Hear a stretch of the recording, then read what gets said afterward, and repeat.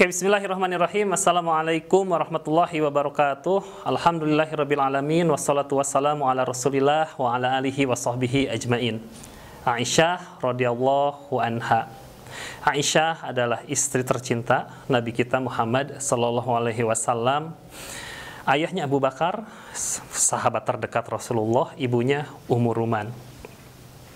Suatu hari Rasulullah itu pernah ditanya oleh salah satu sahabat namanya Amr bin As radhiyallahu anhu, "Wahai Rasulullah, siapakah orang yang paling engkau cintai?" Maka Rasulullah menjawab, "Aisyah, istrinya." Bukan, dari kalangan laki-laki maksudnya. Ya ayahnya, Abu Bakar As-Siddiq. Jadi dirinya paling dicintai, Aisyah itu. Ayahnya juga paling dicintai oleh Rasulullah Muhammad sallallahu alaihi wasallam.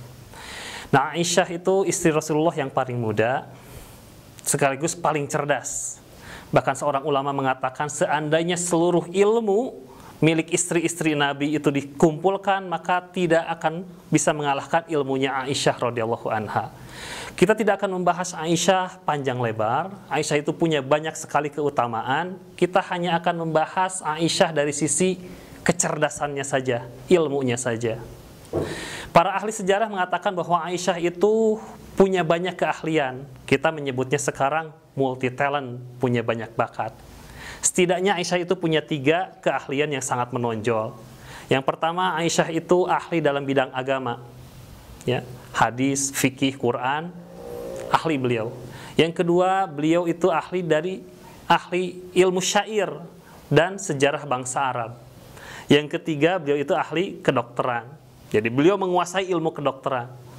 Nah, keponakannya namanya Urwah bin Zubair, itu bertanya kepada bibinya, itu Aisyah radhiyallahu anha.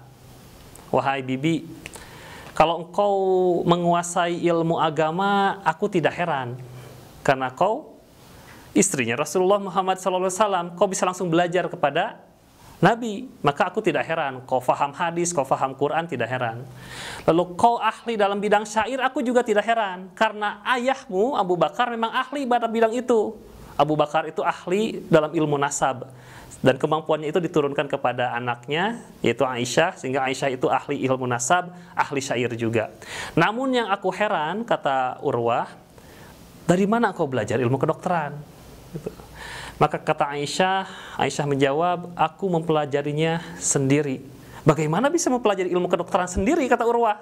Kita tahu ilmu kedokteran itu tidak bisa dipelajari secara otodidak atau mempelajarinya sendiri tanpa guru, karena bisa-bisa kita membunuh orang karena misalkan datang pasien kepada kita coba obati, ternyata kita tidak memiliki kemampuan pengobatan, kita bisa mencelakakan orang lain gara-gara kita mempelajari ilmu kedokteran sendirian. Maka Urwah pun heran, bagaimana bisa engkau mempelajari ilmu kedokteran sendirian? Maka kata Aisyah, sebenarnya tidak sendirian, aku tidak mempelajarinya seorang diri. Kemudian Aisyah menceritakan dari mana ia mendapatkan ilmu kedokteran.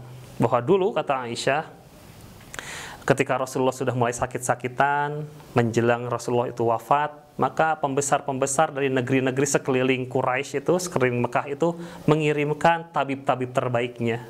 Tujuannya untuk mengobati Rasulullah. Maka tabib dari sekeliling Mekah ini, entah dari Ethiopia, entah dari Mesir, entah dari Yaman, didatangkan untuk mengobati Rasulullah.